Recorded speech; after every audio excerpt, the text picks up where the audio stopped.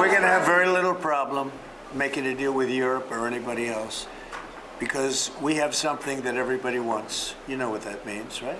Yeah, everybody wants a piece of the Trump tariff pie. President Trump putting his trade charm on while hosting Italy's Prime Minister Meloni at the White House earlier. 47 sure knows how to butter them up. She has taken Europe by storm and highly respected. Everybody loves her and respects her, and I can't say that about many people.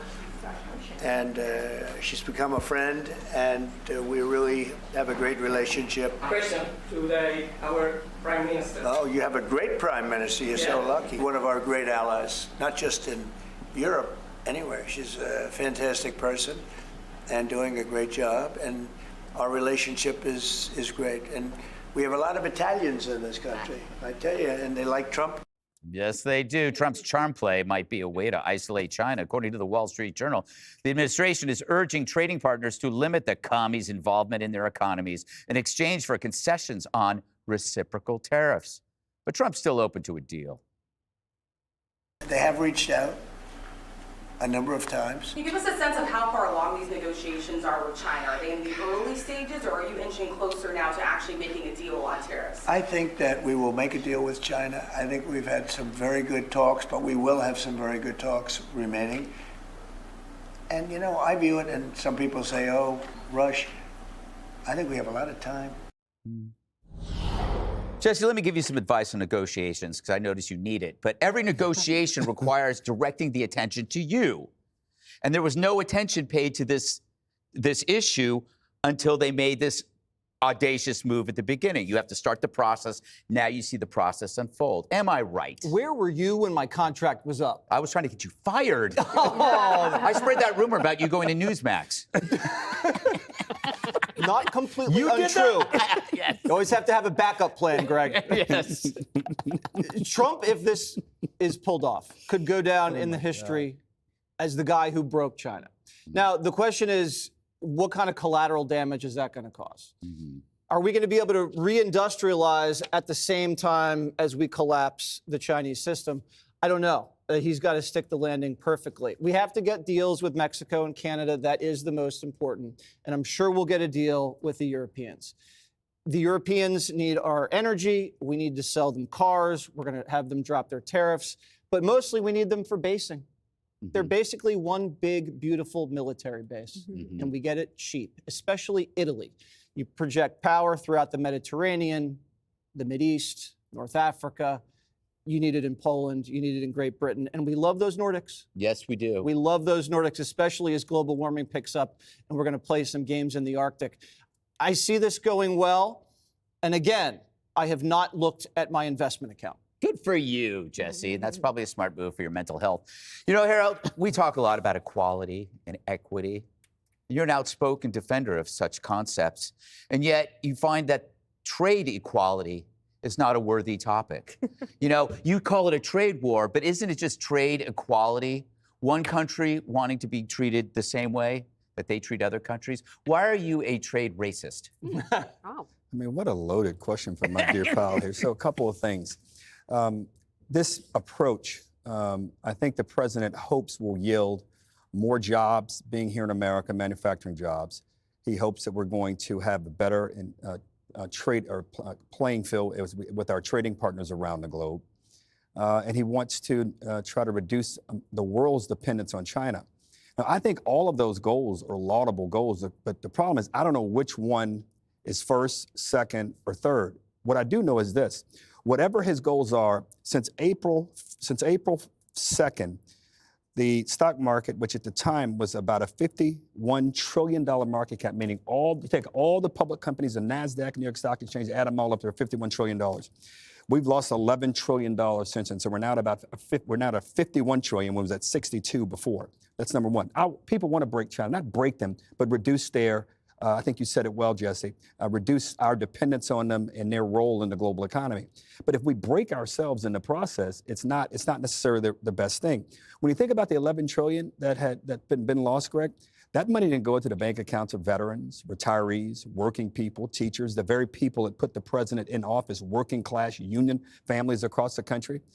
In fact, these people are hurting the most. So I want trade equality, but I got to tell you, I just don't understand why trying to get a few $1 billion in tariffs from Honduras, Vietnam, and Canada is worth an $11 trillion loss of market cap, which are dollars and cents lost out of 401ks and retirement accounts and aspirations for families all across our country. At some point, the president will have to answer this. And again, this is why I started the first segment off like I did. Come back from El Salvador, Democrats, and focus on the needs, aspirations, and concerns of the American people. You know, half the country doesn't have any money, any investments in stock. It's like 10% owns 88%. No. And also, when you talk 170 about the loss, you act like you're like a weatherman who says, "Oh, it's 12 degrees outside. It's never going to go back up." It always goes back up. 20 times it's dropped, it comes back up. And I don't even work at the Fox Business Channel, Harold. But I tell you this, no one in their right mind ever says, you know what, the best way to get from 50 to 80 is to go to 20. Then let's try to get to 80. Yeah, but unless you have a plan. That's my only point. Yeah. I don't think the president has. Well, unless you're a hedge fund. Well, his plan is not clear to me. I don't think, and not only that, the people who are losing, who wake up every day, some people are looking at their 401ks because they have to. And 170 million Americans are invested in it. All right, Kennedy. Hi, Greg. Good to see you. I wish I had Jesse's money so I didn't have to look at my 401k. That would be amazing.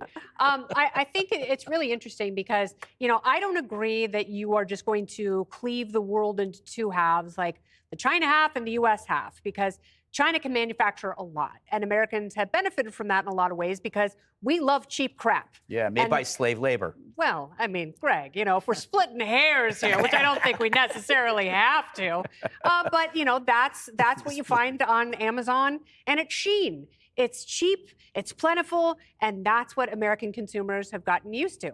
So China makes stuff, America consumes stuff. That is much more useful, and that is where the president is right, because we have something that everybody wants. We have buyers. We have the younger generation of workers who are set to be more wealthy than the generations, 3 generations ahead of them because of their new saving patterns and the way they're spending money and the trajectory of their lifetime finances. That's what people want. They want to be able to sell stuff here. So the hope is that if we do move the manufacturing part out of China and we offload it to Vietnam and Honduras and Canada and wherever else, then we won't need China for anything. And they will be completely dependent on our consumers. And that is what will give the United States the leverage. The question is whether or not this country and our consumers have the backbone to wait that long. She's a brainy broad, Dana. Yeah. That was there was new stuff that she said that I didn't even think about.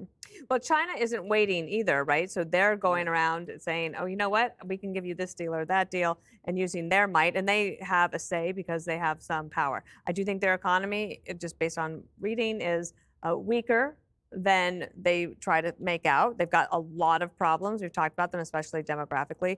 But there are 2 clocks. There's our clock, and they're moving along at a pace that their clock might be a little faster than ours. Maloney is an interesting person to come to America first because her country has already gone through kind of a populist stage anyway, so she was the winner of that contest. They're very upset about immigration there. She's trying to fix all of that. The EU doesn't like her that much, but they know that she has the best relationship with them. I don't think it is in America's interest to do individual deals with each country because it would be good to put the EU in one block and try to do this in a smart and efficient way. And so it's interesting because the EU is now going to have to rely on her to try to get there. I liken this to JFK on a really busy Saturday, and they're trying to land all the planes at once, and they're all up in the air, and you got to figure out which ones are going to come in a sequence first. You don't want China's to be the first down. Interesting analogy, Dana.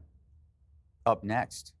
What are you looking at me for? George Clooney is coming out in support of a rising Democrat star. We'll tell you who it is next. Click here to subscribe to the Fox News YouTube page to catch our hottest interviews and most compelling analysis. You won't get it anywhere else.